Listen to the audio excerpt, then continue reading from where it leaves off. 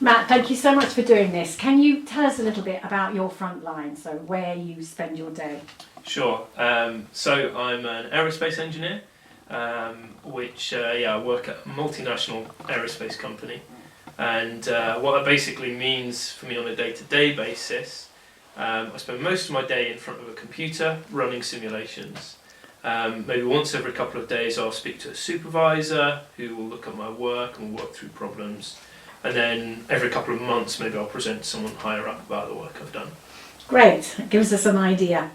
Can you think of a time where you were aware of God prompting you in a particular way? So when you noticed where he was leading you?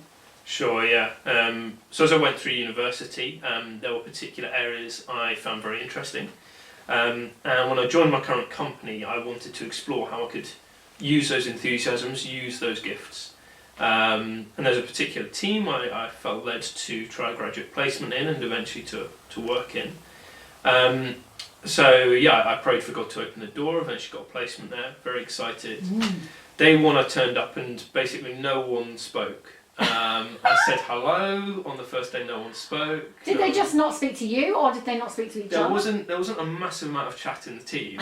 But I'd kind of say goodbye at the end of the day and people wouldn't acknowledge me. And at the end of the first week I was very much left thinking, God, why have you led me into this team where no one speaks?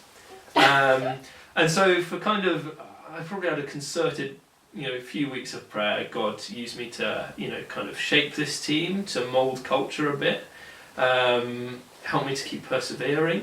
And there were times when I gave up. But over kind of a period of months, people started being more open. There's a time when, in particular, my manager took me for coffee, which is quite unheard of in the team. Oh, yes. Results. Yeah, I know, absolutely. But he asked me what motivates you, and I kind of thought, I want to be a good engineer. But he said, no, in life, what motivates you? And I got to speak about my faith. And I was amazed that in this team where no one speaks, I had the opportunity to share Jesus with him. As time went on, some of us got lunch, which, again, unheard of. And then this wave of redundancies in the wake of COVID-19, which was really hard for us as a company. But just in that season, I've had some really good opportunities to speak truth over people. People who are worried about their jobs and who spent their lives at the company and what it's going to look like, kind of listening to them. And also people who are sadly leaving the company, just encouraging them. There's one guy in particular who I think was finding it very difficult. And I just felt prompted to go to him on his last day and to say, look, I really appreciate the work you've done for this company. I appreciate the legacy you've left. And lots of people appreciate your work, so thank you. And even though I know he was finding it hard, I think that meant something to him. Yeah, absolutely.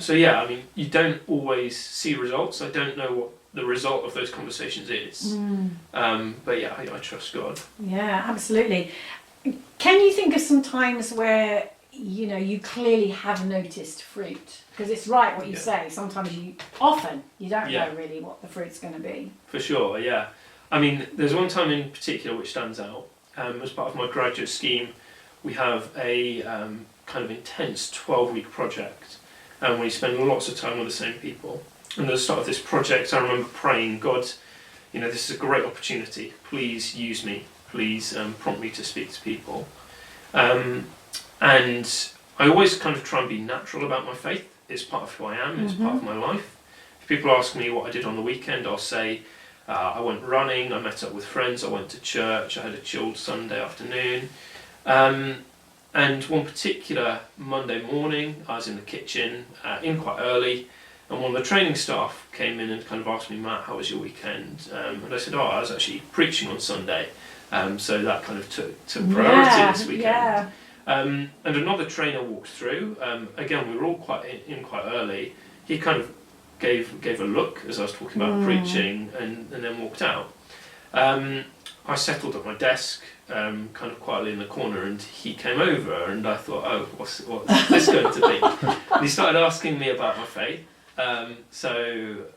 As always, I'm pretty sure I prayed, God give me the words to say, Yes. and then just tried to answer his questions naturally. And it turns out that he used to be involved in leading a church.